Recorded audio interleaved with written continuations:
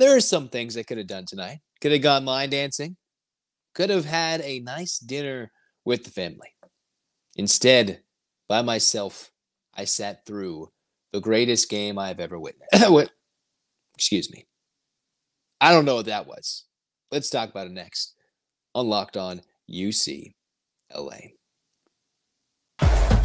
You are Locked On UCLA, your daily podcast on the UCLA Bruins. Part of the Locked On Podcast Network, your team every day.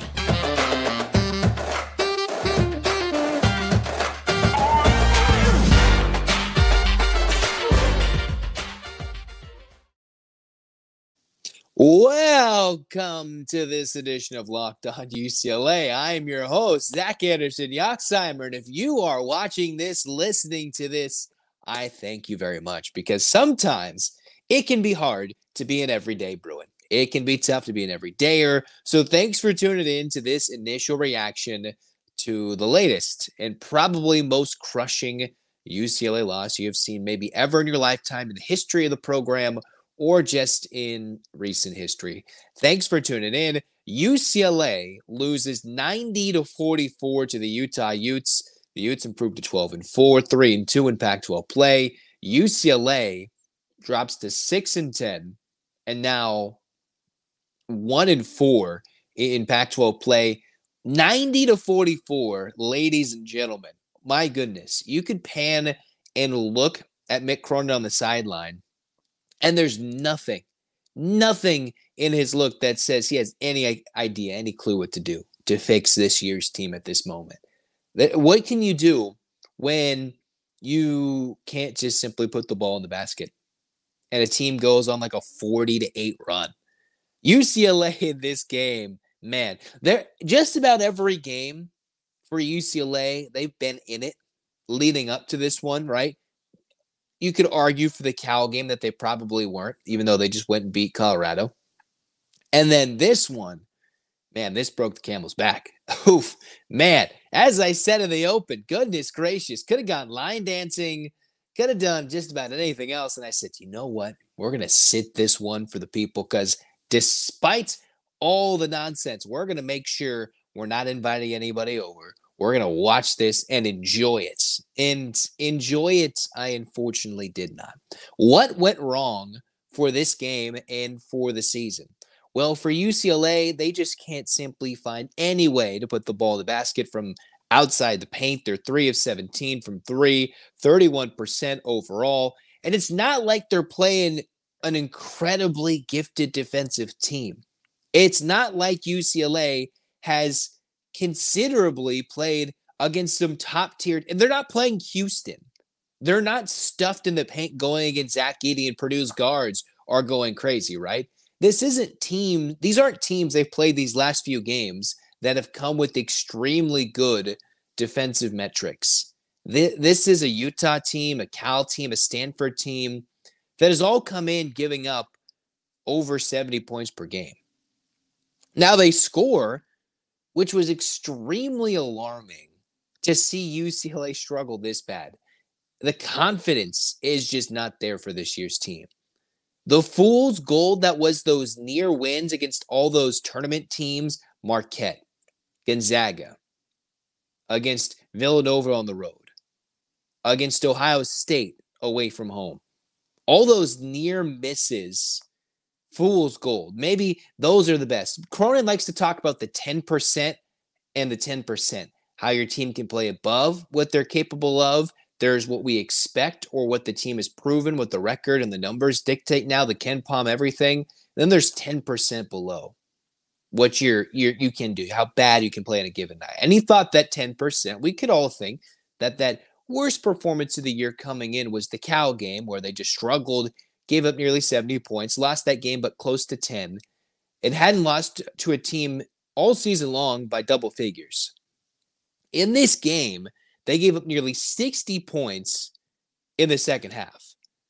Utah in the second half alone scored as many points as UCLA did in their last game. They scored more points in the second half than UCLA scored the entirety of the game, over 40 minutes. And they were hitting their shots. They just got red hot the second half. This was a competitive first half. It was not going to look like UCLA could probably do it down 10, which was scary that they kept it semi-decent. And then the second half began, and it was clear, even though Utah picked up 3 fouls in the first 90 seconds, when they were getting dunked on, Utah started hitting threes. It was clear UCLA cannot get down by 10 and come back in the game. This was the first time UCLA has played a projected tournament team in a true road environment outside of the Nova game, and UCLA just got boat raced in this game. Man, it is just I've tried to keep the positivity rolling, right? What's the hope of this team? What's the hype? Is there a lot of unknowns heading to this season? We didn't get to see the streams of these games they played in Spain. We didn't get to see this team lose reportedly to Santa Clara in that secret scrimmage, and it wasn't pretty, although it was out Bona and Berke, which makes you wonder how bad that game could have been if they lost to Santa Clara, who's not a halfway decent, not a bad team in the WCC, and they still didn't seemingly do well when they couldn't score against the Broncos. But now, goodness gracious, they have had a fall from grace. This team went from first and potentially worst if things don't change in any way positively moving forward, because they still got a tough Washington team that's going to come in and want to score some points on the Bruins in Pauley Pavilion. And UCLA they're not playing really good defensive teams. They're playing teams that are just, oof. Wow, that was something. That was a sight to behold. How 1 year UCLA is a couple of injuries away from truly competing for a national championship and still could have gotten to the Elite Eight. And then, man, this class has had its struggles. In a day and age in college basketball where youth does not always thrive, and as much youth as UCLA has, it's not just they have so much youth, it's the fact that, man, they're all at a similar level. And it's one thing to have one freshman where it's at. It's, you can pinpoint newcomers, different guys. They're all a similar level talent and where they are basketball-wise. Some a little more gifted offensively, some a little less gifted defensively, mix and match. And where this team is just, you brought in 7 guys all at the same level, and you need to have them grow. And this is like, you try and you get recruits, you bring them in, you bring 2 of these guys in per year, 2 or 3 or maybe 4 in a big class or 1, right? And you expect them to grow. And you've got veterans around them and guys who can get the ball in the basket. You might get in Mack, and as Cronin's already said, if I had any other players, Mack probably wouldn't be playing as much, right? And he's not the only one. There's different guys. But the fact that UCLA has all these guys at the same time, all these guys, makes one wonder, how much did they swing and miss the entirety of last year when they were recruiting, when they could not just exchange one player or another? And largely, maybe you get all these freshmen, but they couldn't get anybody in the portal. Cronin's quote was already somewhat of the quip that, hey, the Reds went after free agents and the Dodgers got them all. Well, one, I'm a Dodgers fan through and through, so we love that the Dodgers got their free agents.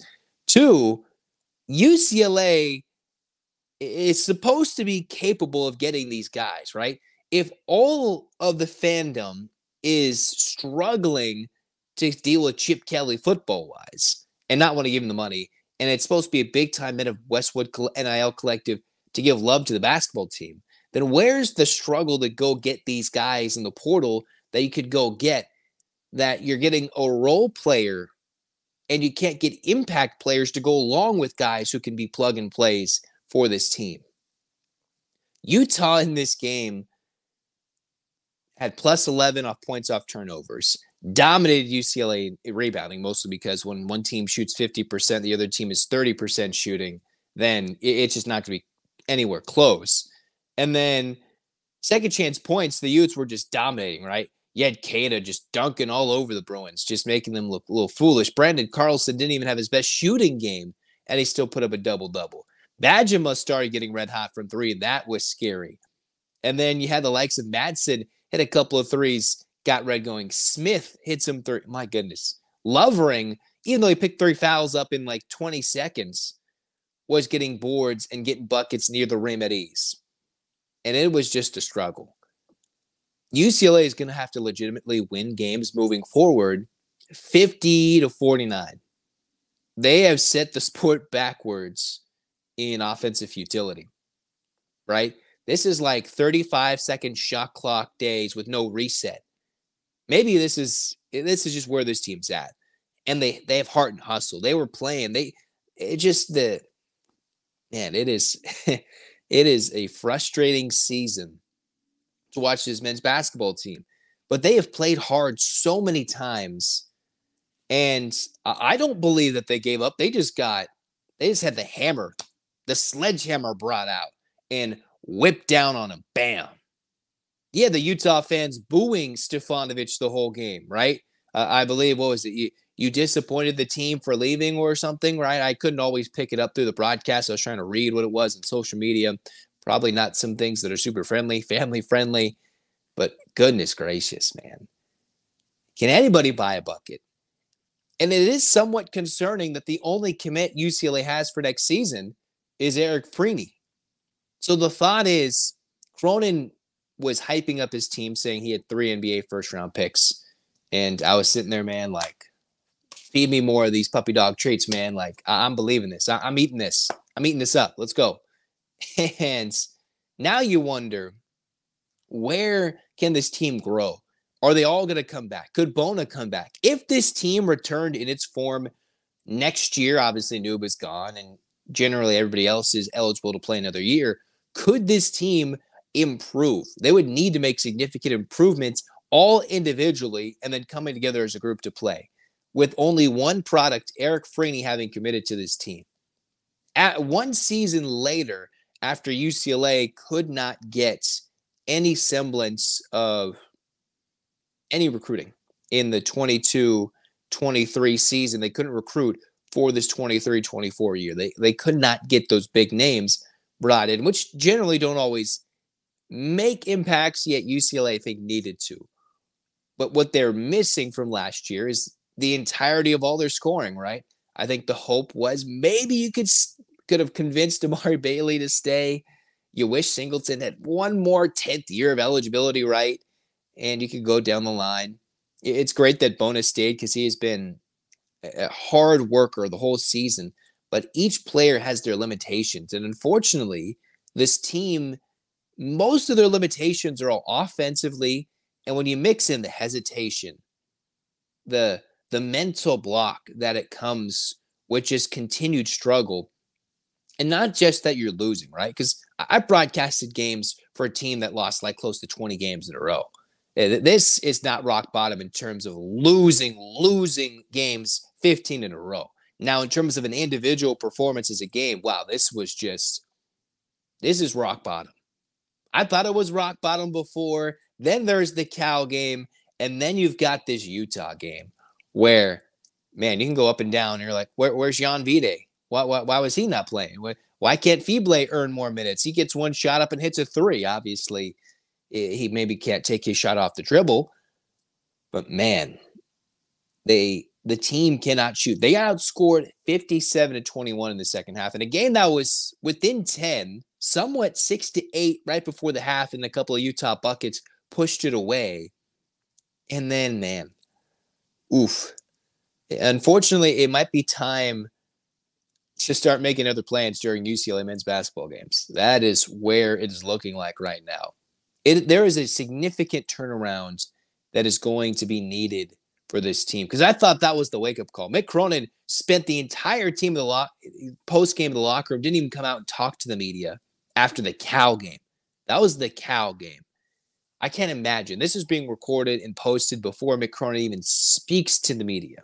So I'll update you on later Locked On UCLA episodes. This is just venting, pouring out frustration, utter shock, considering we've seen much better performances from this team, even if they haven't resulted in victories.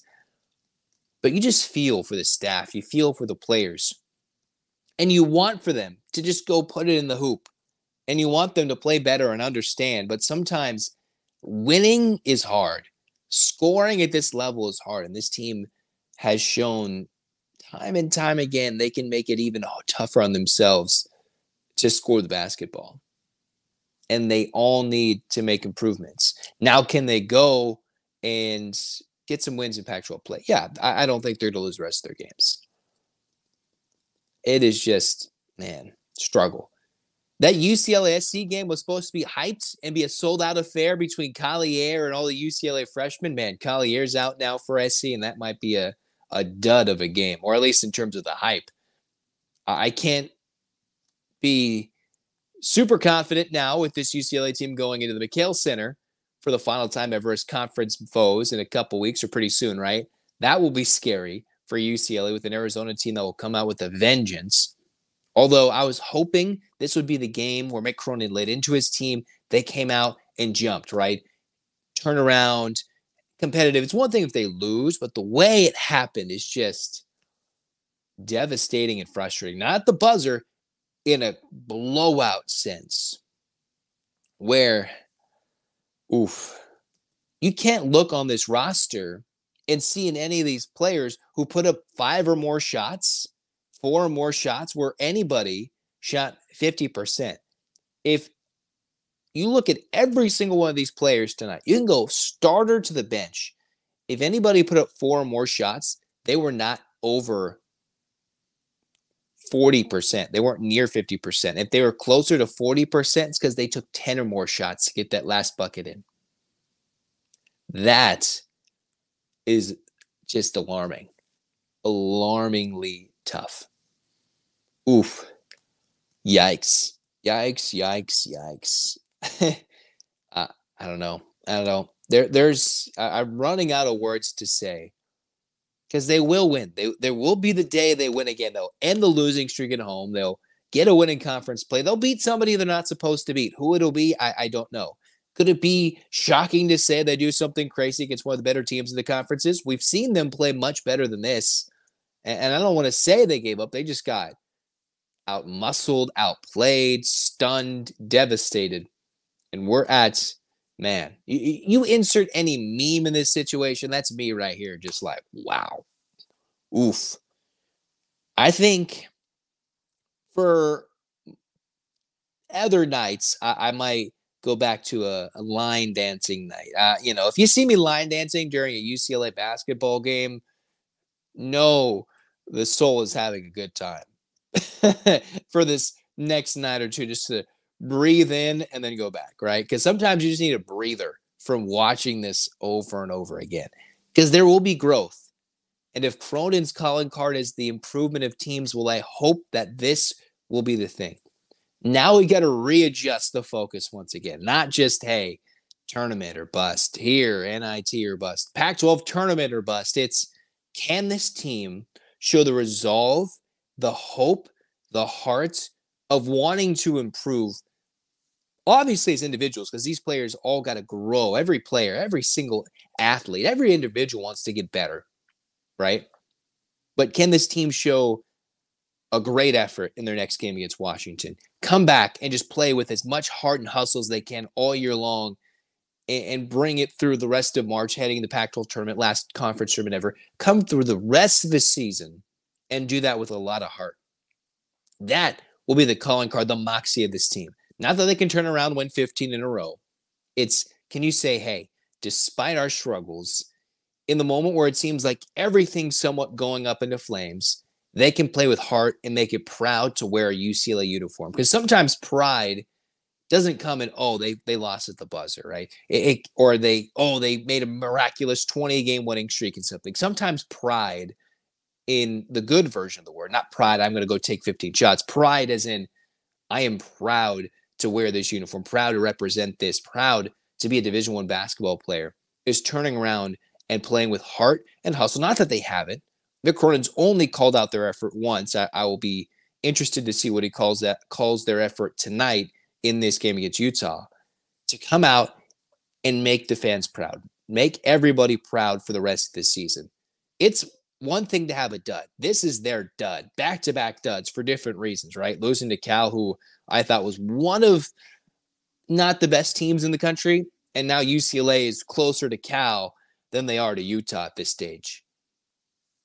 man, that was a fall from grace, certainly. But now it's time to go make everybody proud and play that next level basketball. It's not going to look pretty. It's not going to improve and all of a sudden turn into a team that can score 70. It's just when you see them try, boom, boom, keep going and believe. Because that was a bit tough to watch. And I hope to see moments where even if they're not winning, you can just tell, man, I'm proud of this team. You might not say it now. You might not ever say it because you're just extremely down. And I understand it. I'm with you.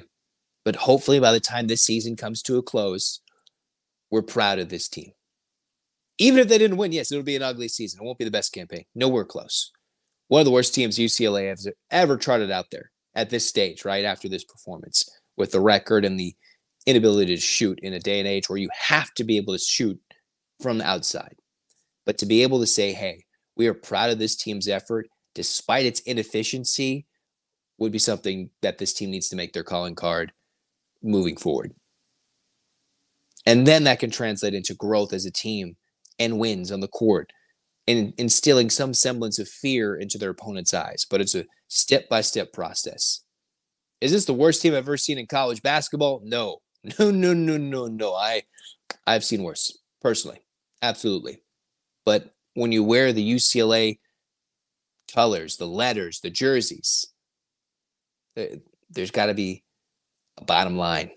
And the Bruins got to hit it. Got to get there. Got to get there. Boom, boom. Okay, no, we're not going to say it. It is what it is. All right. UCLA drops this one 90-44. We'll talk more on Locked On UCLA with everything coming up next in the future episodes as well.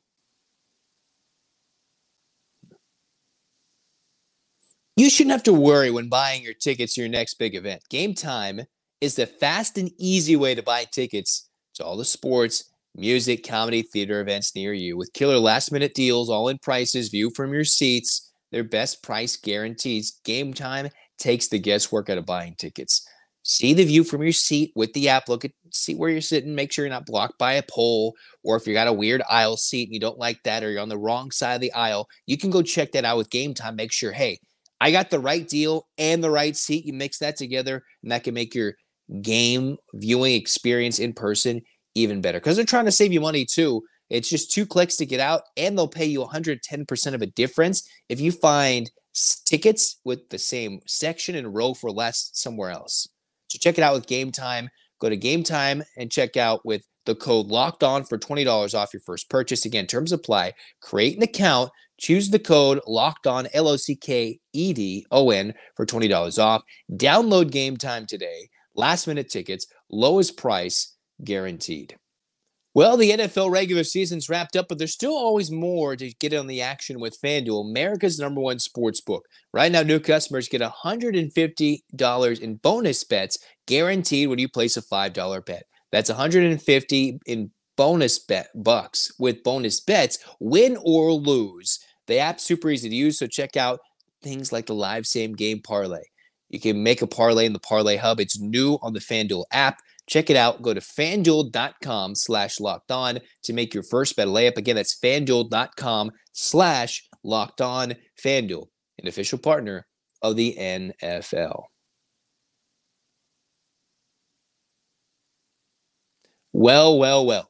This show has somewhat come to a close. I've tried to put my feelings, not full analysis going into key here, just kind of venting, speaking to you, who, if you've made it this far, listen the whole podcast and every day and listening to the whole rest of this thing.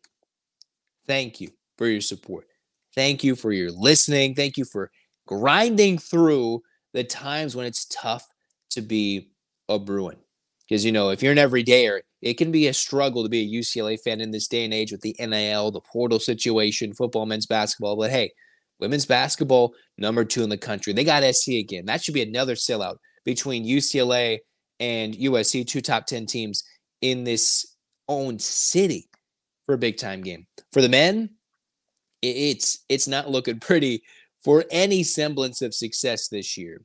And it's one thing to lower the bar, but if they can play with heart, hustle, tenacity, grit, and somehow start getting ways to make us proud, which there have been a lot of tough games where they've come out the wrong end of it and come out with just close calls this year. If they have more of those games than flops like they've had these last 2 games, you can still be proud to be a UCLA fan. It'll be a struggle because to be a true fan is to sit here and take your dubs, enjoy the Jaime Jaquez Jr. times when you've got the player of the year, freshman of the year, defensive player of the country, teams where it's like their dream is to win the title. And then you can take your licks and take your losses. And while some might point to this as a lack of continued staying power to why they're not a blue blood, that's not true. The UCLA basketball is a blue blood. You can't have college basketball without mentioning UCLA's name. They've had years, even when they weren't the best, they still found decades and times to be competitive near the top of the rest of the country. This is just not a year where they are across the country. In a week where 4 of the top 5 teams went down in back-to-back nights, where half of the top 10, top 11 teams basically went down with losses. It is a little painful, yes, when we just saw a 16 seed take down a 1 seed last year, and that same team is looking to get a 1 seed the next year, and UCLA is not there. That's what probably makes this even more painful.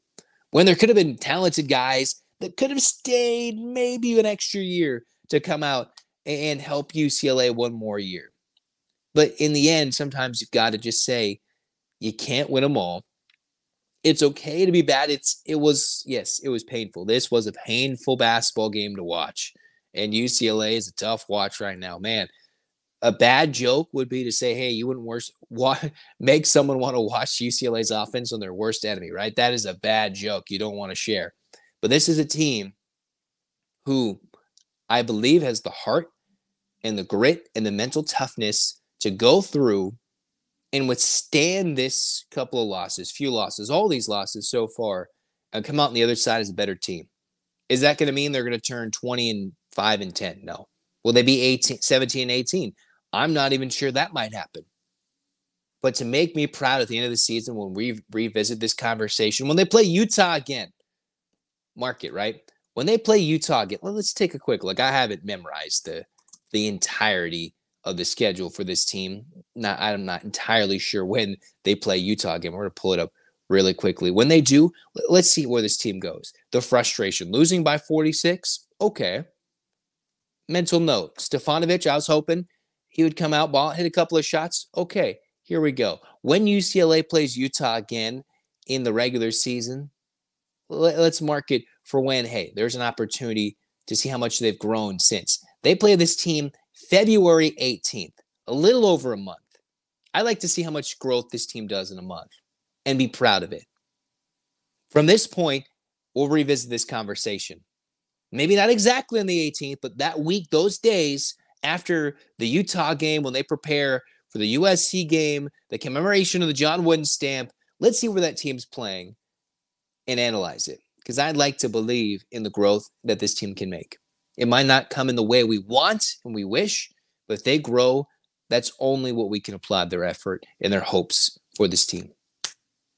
With that, that's going to do it for Locked On UCLA, right? That's going to do it. Zach signing off. Yes, we put out an episode and we're like, wow. Whew. Breathe out. Throw it out. Get on out of here. In the meantime, I hope you stick with us every dayers. Yes, we still pump out episodes quite a few times a week. So I hope you can like, comment, subscribe, review. Thanks for your support. Thanks for tuning in. I'm Zach Anderson-Yoxsimer saying so long. This has been Locked On UCLA. Get your hands up, Bruins fans. It's an 8-clap time because even in the best of times and the worst of times, we're going to give you an 8-clap. And 1, 2, 3, 4, 5, 6, 7, 8. UCLA. UCLA. Fight, fight, fight. This has been Locked On UCLA. And even though it's hard to say it, go Bruins.